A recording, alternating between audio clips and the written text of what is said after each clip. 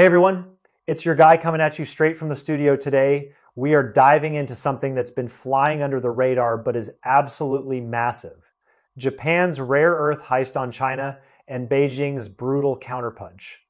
On June 24th, China dropped not one but two hammer blows on the same day. Arrests and a new regulatory bomb.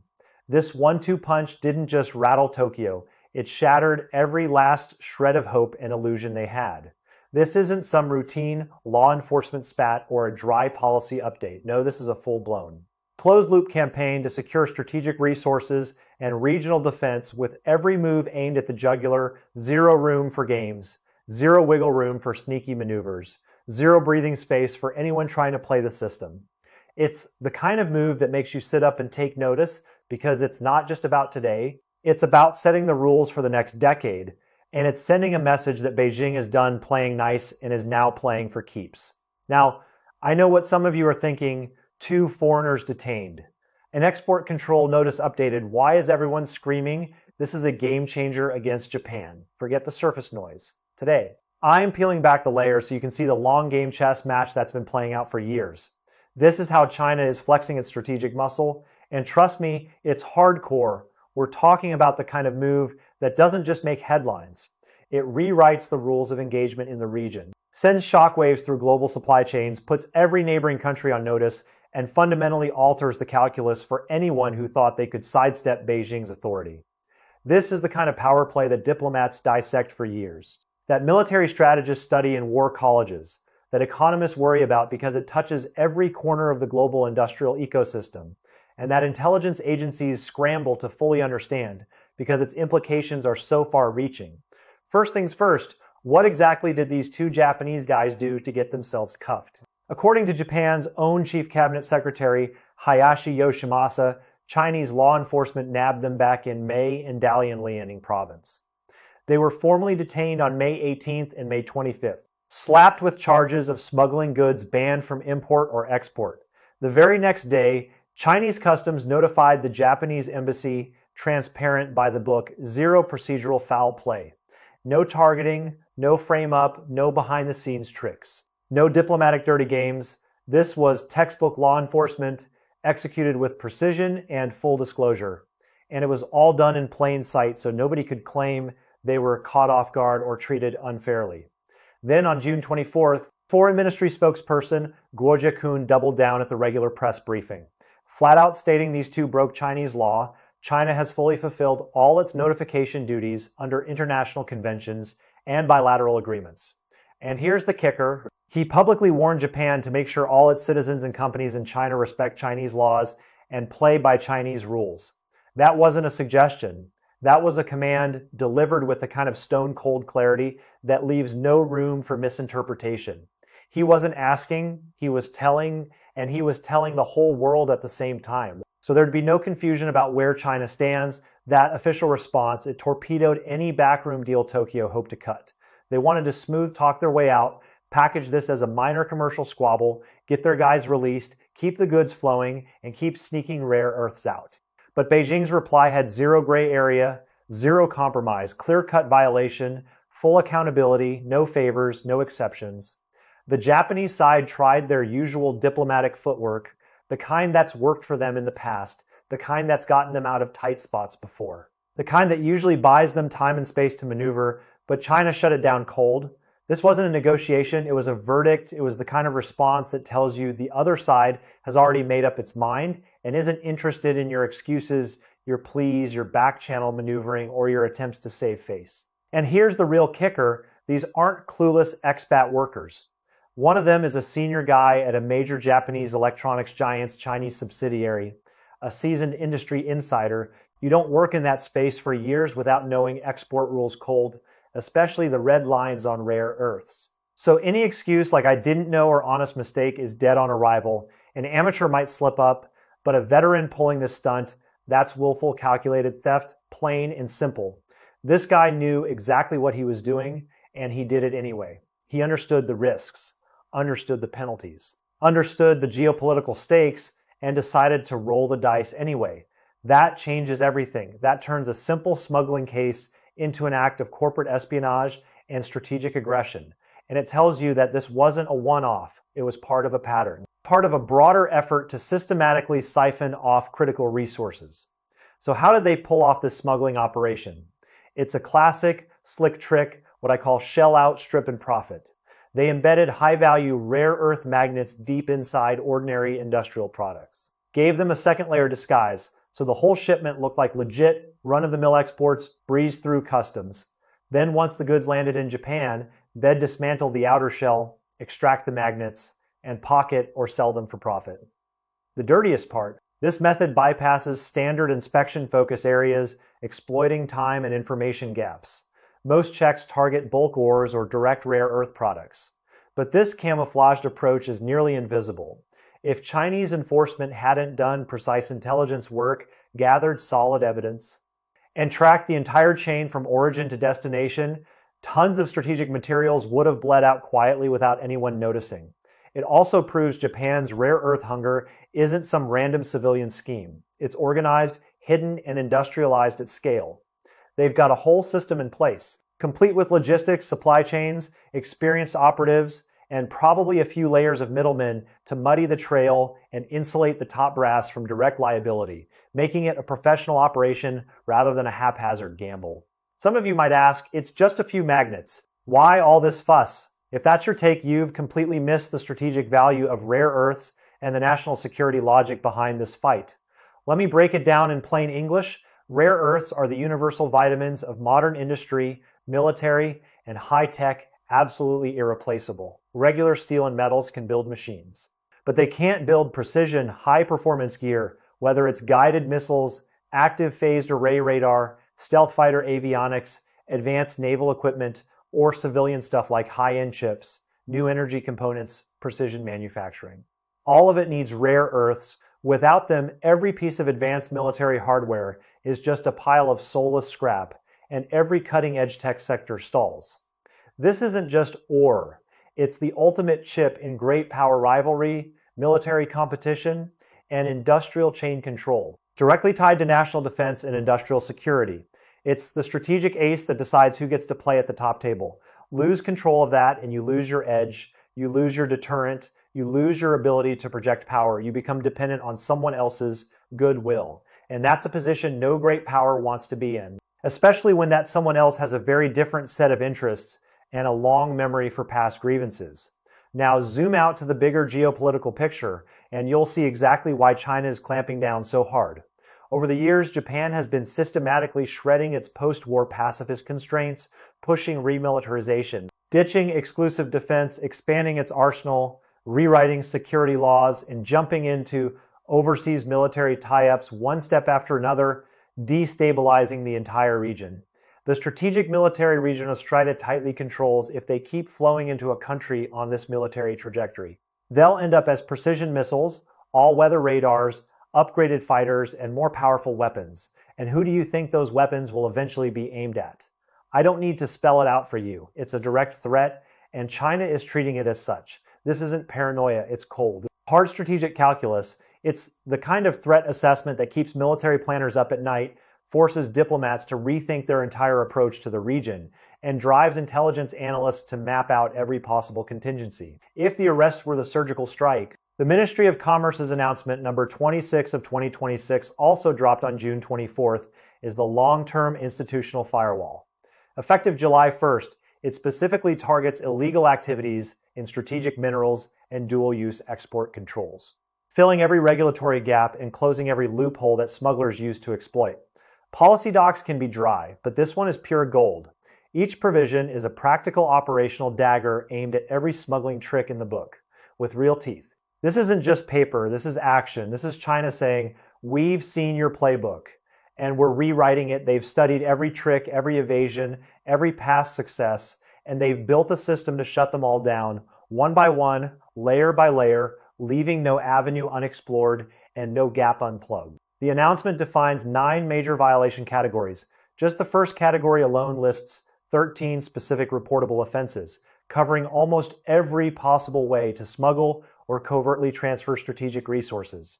Let's dissect this net, see how tight it is at the base. Unlicensed smuggling, over quota exports, all subject to strict scrutiny. Next, The common split and smuggle tactic, breaking bulk rare earths into small pieces to dodge checks, is now completely banned. Cross-border routing through third countries to evade detection also flagged. And it's not just physical goods, technical leakage is blocked too. Using tech transfer or know how to indirectly help foreign entities get Chinese rare earth resources is equally illegal. They've closed the knowledge gap as well. They're not just stopping the rocks from leaving, they're stopping the expertise from leaving too, because they know that the brains behind the operation are just as valuable as the materials themselves. And that without the know-how, the materials are far less useful. But it gets even more granular. The rule ropes in every link in the supply chain. Freight forwarders, customs brokers, logistics, e-commerce platforms, financial institutions. If you know someone smuggling and still help them, you're on the hook too.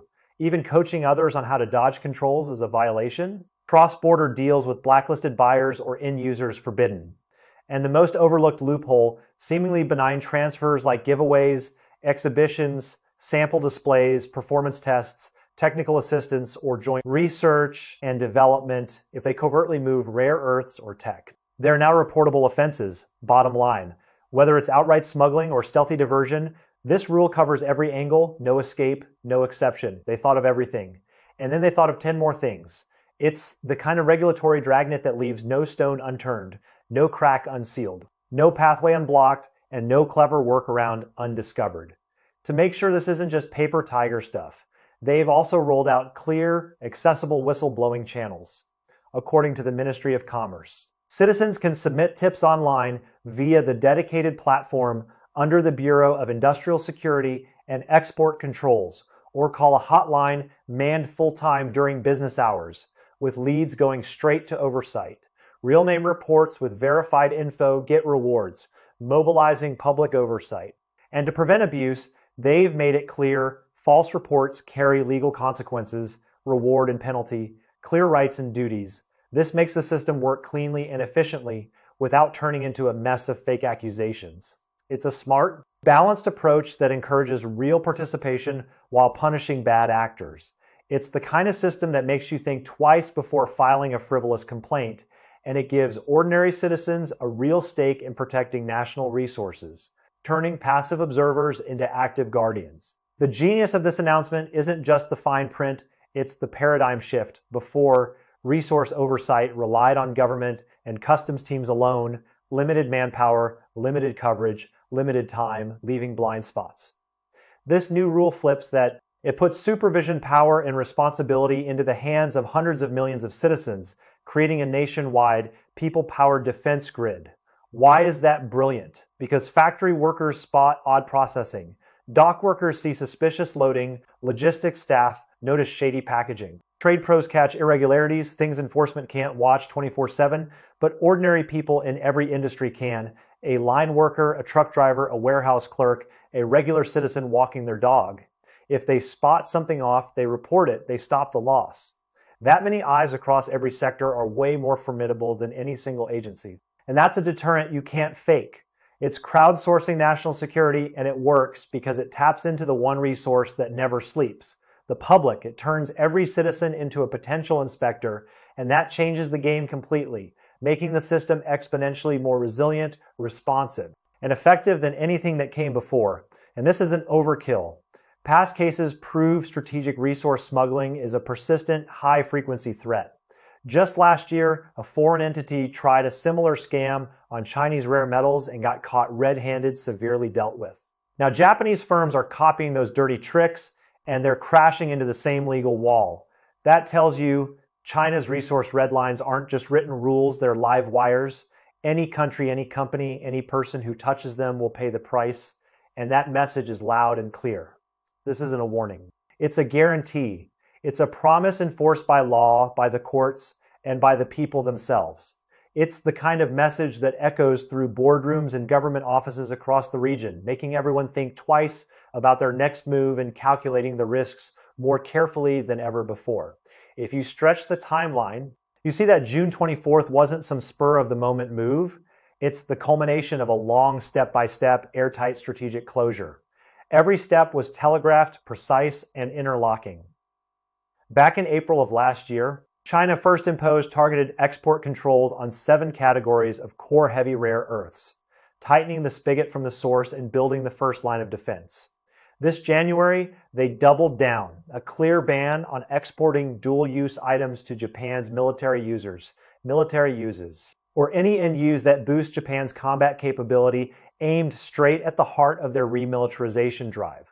Then, 2 more rounds of policy tightening followed, specifically targeting major Japanese conglomerates' trade privileges and cutting off the big players who profit from this game. From macro policy to channel control to terminal enforcement to public oversight, the entire system is now seamless, no holes, no way out, no retreat. It's a masterpiece of strategic planning, executed with military precision, and it's been in the works for well over a year, with each phase building on the last to create something truly airtight and unassailable. Today, Japan is boxed in on all sides, no wiggle room, legal import channels, tightly controlled, can't get enough rare earths to fuel industry or military.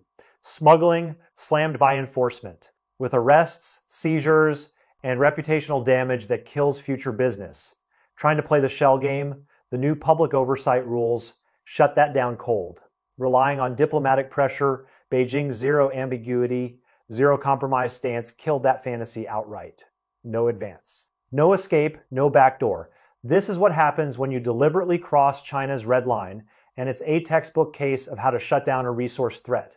They've got Japan in a stranglehold, and Japan knows it. Every avenue is blocked. Every trick is neutralized. Every hope is extinguished. The noose is tight, and it's not getting any looser. It's a complete and total shutdown of every possible angle, and that's exactly the point, to make it absolutely clear that there is no path forward except full compliance. Some might still ask, is all this necessary for a few tons of rare earths? Let me be crystal clear, absolutely. And China must hold every inch without compromise.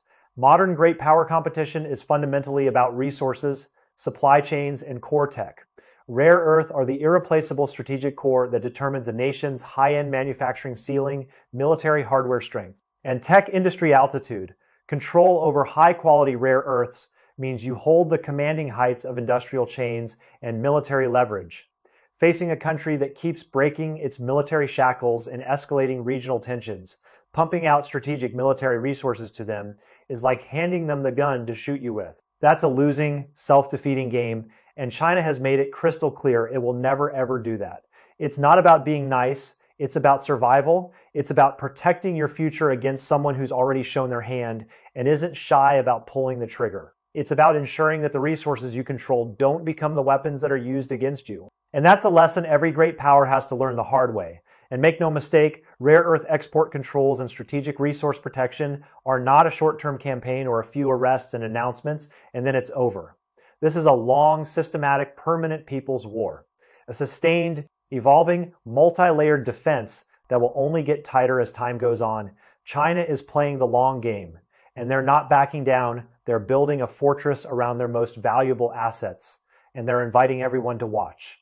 This is the new normal, and anyone who thinks it's going away is delusional. It's a fundamental shift in how China approaches resource security, and it's setting a precedent that will influence global trade, diplomatic relations, and geopolitical dynamics for years to come. It's the kind of shift that forces everyone to recalibrate their strategies and rethink their assumptions. So after all this, what do you think? Can this public supervision model completely shut down every backdoor for strategic resource smuggling? If you were in charge, where would you add another layer of locks? Drop your thoughts in the comments. I want to hear every take. Let's get a real conversation going. Let's debate. Let's analyze. Let's really dig into what this means for the balance of power in the Pacific, for global supply chains, for American interests in the region, for the future of great power competition, and for the rules-based international order that we've all come to rely on.